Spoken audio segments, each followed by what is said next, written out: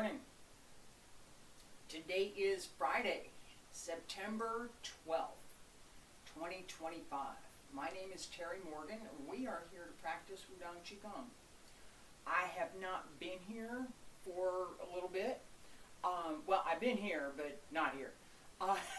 My focus has been on a series of books that I wrote and promoting that, as well as developing an audio drama and doing a few other things. I have decided that I want to restart these classes. I'm going to teach 2 sessions using Wudang Qigong. The one today, Foundations and Practice. I'm going to focus on the first 3 sets in Professor Liu's book, my translation, Wudang Qigong. And I'm going to pay a lot more attention to the foundation work that we want to see, but may not have been taught, may not have been available, I don't know. But there are an abundance of things that we really want to pay attention to. I try and call out those in all of my classes. I've paid attention to the physical movements. I've paid attention to the internal workmanship. And I paid a little bit of attention to the process of learning. And that is where I'm going to put my focus for these sessions. That process of learning. So my examples are the first 3 sets. As we work on them, I'm going to review the mechanics. I'm also going to be paying attention to all of the foundation work that goes on underneath each of the movements. No matter how simple the movement, there's more to it than what you can see. That is part of what I'm going to talk about in the second part, starting next week. Applications and practice. For that series, I'm going to use sets 6 through 8 in Wudang Qigong. Those sets also appear in Wudang Tai Chi. So push, turning palm, hold the ball, ward off, pull down. Those are all, I just did those. Those are all in Wudang Tai Chi as well as Wudang Qigong. I'm going to focus a bit more on the ideas that underlie them and the ideas of the applications. Not the particulars of I'm going to take my wrist and I'm going to do this and I'm going to grab here and I'm going to do it. I may pay attention to some of that, but the application of Pong, ward off, Pong, that idea, that energy, I'm going to pay more attention to that. Third session that I'm going to be teaching, I've started this a couple of times and I didn't get very far with it. I'm hoping I'll get further this time. That is a session on philosophy and history. Partly philosophy in terms of the broad canon of philosophy that goes behind all of the martial arts. So whether you're studying Shaolin martial arts, whether you're studying the internal arts, whether you're studying something that came from Japan or came from Thailand or came from wherever it happened to come from, that art has underneath it principles and foundations that are generally the same. The idea that you shouldn't be a bully, that honor matters, that we have integrity as part of who we are. It's something that we learn. It's something that's taught. may be directly, it may be taught directly. Ethics class is a very direct kind of a thing. It may be indirect in the influence that the teacher and the other students have on everyone else. So if all of the students in the class have the idea that being a bully is wrong and you should try and be polite even if you're breaking someone's arm, then you should be polite. It's a learned skill. All right, I'm going to talk about that. So these 3 classes are what's coming up. This morning we're going to start with a very simple stretch. I do this all the time. It's from my Yang style teacher, Huang Weilun. Feet are about shoulder width apart. Knees are bent just a little bit. Relax through the back, relax the hips. Hands down at the sides, pull up through the crown of the head. Arms circle to the front, back around to both sides, up along the center line. Reach out.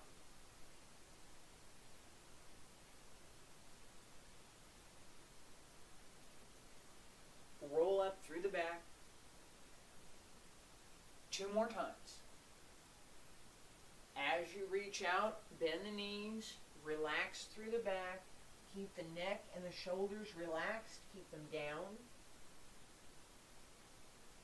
so they're not creeping up around your ears. And one more time.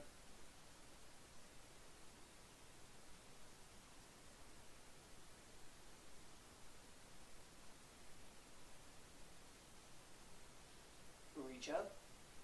Elbows drop down, wrists, fingertips, hands return to your sides.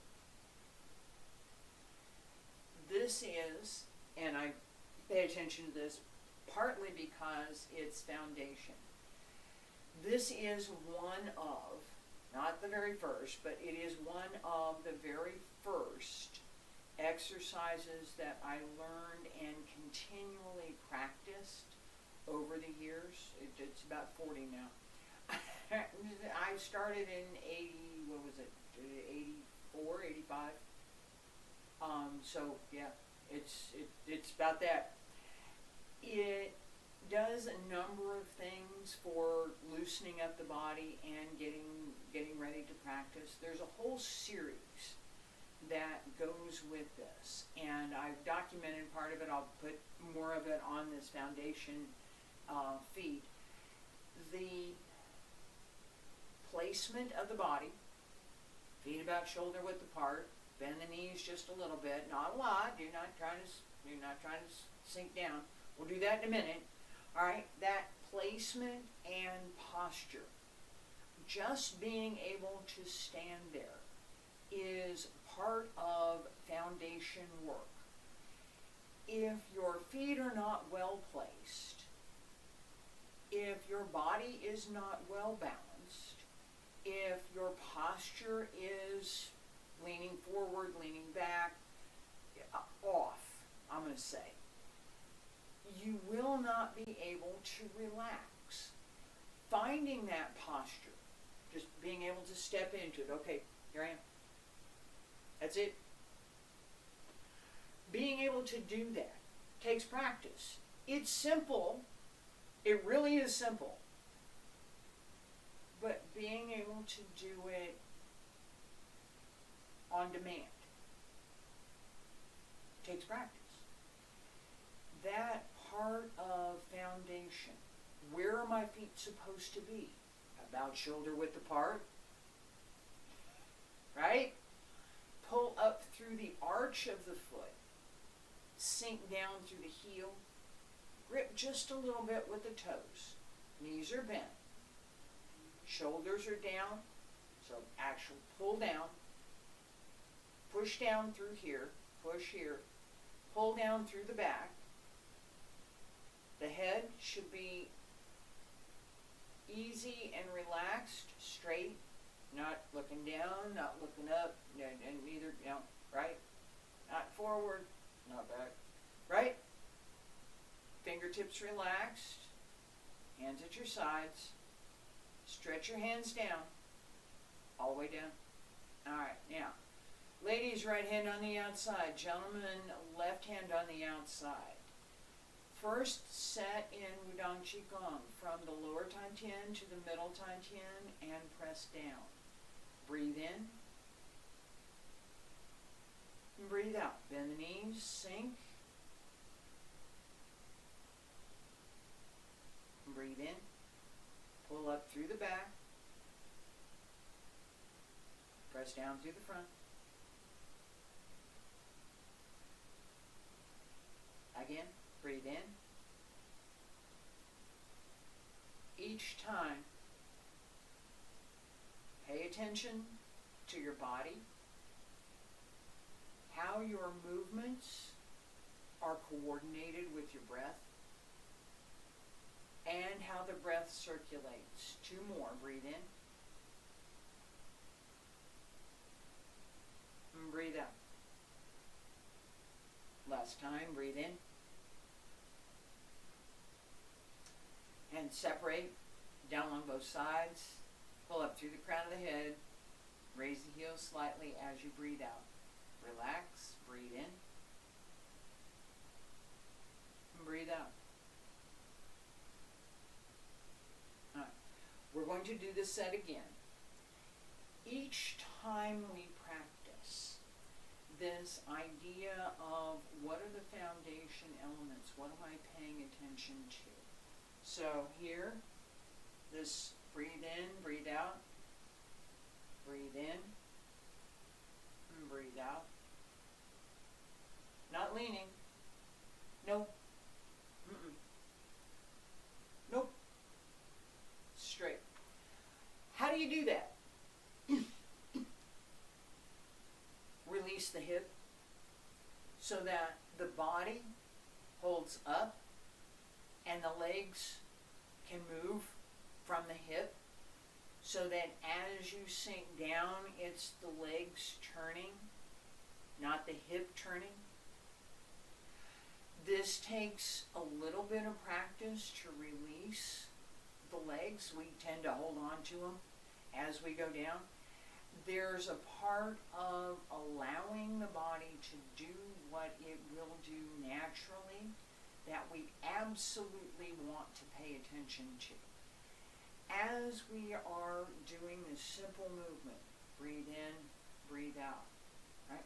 There are 3 main connections that belong to the internal workmanship, that belong to traditional Chinese medicine. In the palm, the Laogong, the center of the palm, as we connect the hands, both Laogong connect with each other. So it's not out here, because the center of the palm is up here, right? So I didn't know, we do this in another set, but for this one, we want them to connect with each other here. We also want them to connect with the lower Dantian here, and with the middle Dantian here. Excuse me. As we're moving, this very simple, up and down, we also want to pay attention to, 3rd thing, and then we're going to do it, the circulation through the small heavenly circle, from the lower Dantian, up the back, down the front, connecting through the Renjong, and returning down to the lower Dantian. Renjong is a point that's just below the nose. It's just behind the teeth at the upper palate, and we want, as we're practicing, now I can't do that and talk at the same time, but as we're practicing, we want the mouth to be closed and the tongue to press just slightly up against that acupuncture point, the Renjong, so that we close that circuit and the energy, the internal qi, the internal breath can circulate. That circulation is counterclockwise. It's here. Down the front, up the back. Feet about shoulder width apart. Stand straight, pull up through the crown of the head, shoulders down and relaxed. Wiggle your fingers, wiggle your toes, open the arms. Ladies, right hand on the outside, gentlemen, left hand on the outside, and breathe in, pull up to the middle Tantien. Both Lao Gong connect with each other, breathe out, sink. And lower Tantien, breathe in. As you breathe in, extend through the legs, pull up, keep pulling up, and press down. Hold in as you sink. Keep the hips level and steady, well controlled. As you press down, use the thumb just slightly to massage along the renmai, the channel between the renjong and the lower dantian. Breathe in, breathe out. 2 more. Open the back, keep the shoulders down.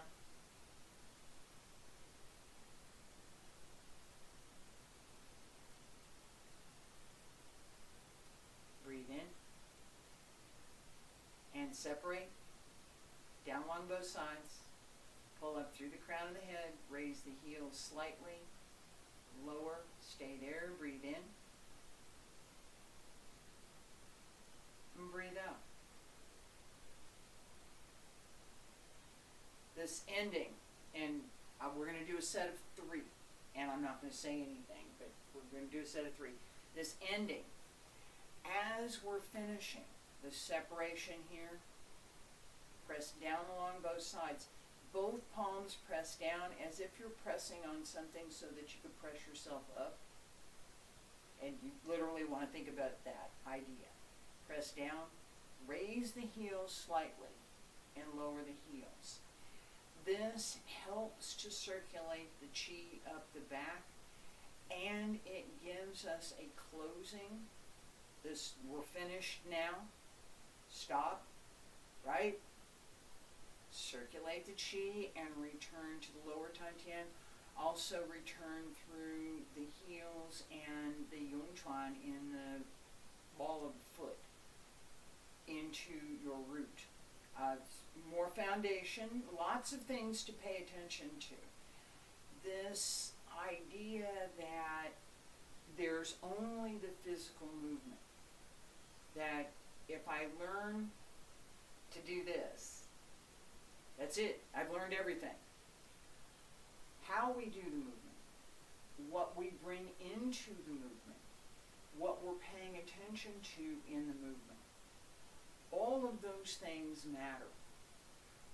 What we can or cannot do with the movement, within the movement.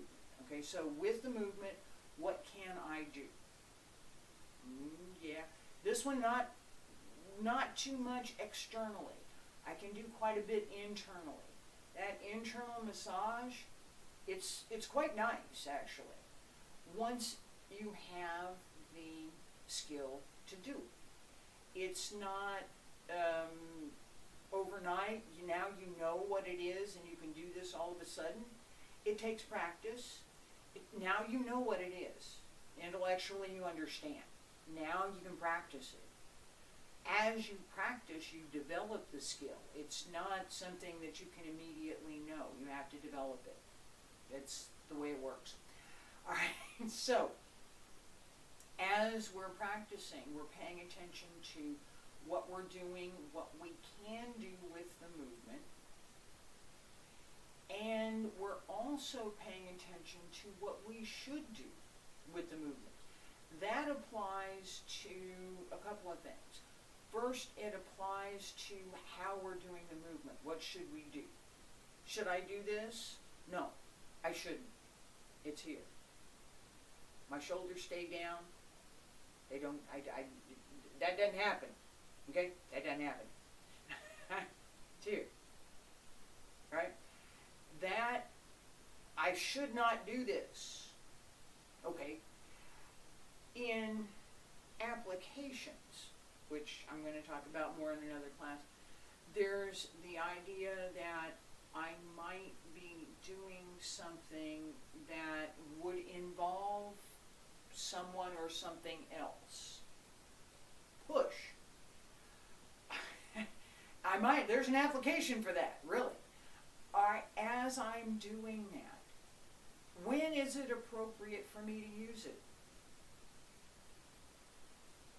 When can I do that? When is it appropriate for me to do what I know how to do with and can do with any particular movement, any particular technique? What is the foundation? What is the ethical basis for that? And a big part of that is, as I mentioned earlier, this idea that don't be a bully. Don't take advantage of someone who is less capable. That's one. There's more. All right. 3 sets. Breathe in, breathe out, breathe in, breathe out, breathe in, breathe out, breathe in, and breathe out. Pull up and down. All right, that's preview. Feet about shoulder width apart. Stand straight. Pull up through the crown of the head. Relax the body, relax the breath. Wiggle fingers, wiggle the toes. Smile. I'll talk about that at the end. And breathe in.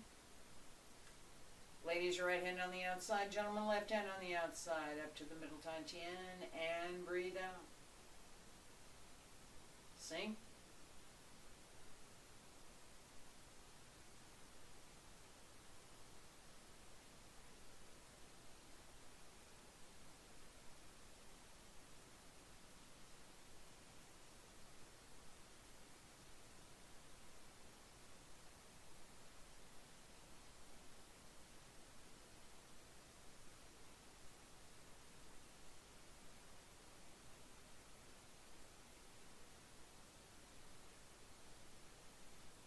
Very quiet, isn't it? That is the idea that you want to carry into your practice, that quieting. It is one of the, again, back to foundations, because we're in foundations class, right? That is one of the foundations in practice. And again, this goes beyond, again, I'm going to put my feet here, I'm going to bend my knees, I'm going to do what. Being quiet is hard. It's hard to turn down the noise. It's hard to not do anything. It is. That is the first step. That's not the end. That's the first step. As we develop the ability to be quiet, we develop additional skills. I'm going to continue talking about that, but not today. For today, we have, excuse me, for today, we have this idea that the body placement, how I stand, where I stand, what I'm doing, how I use my legs, my hips, my hands, all of that has impact and bearing on what it is I'm doing. How I do whatever it is makes a difference.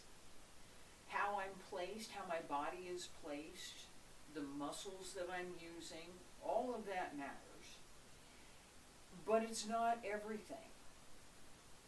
Inside the workmanship that goes with the channels and the meridians, with the acupuncture points, and understanding how that is connected to our practice, that's another step too.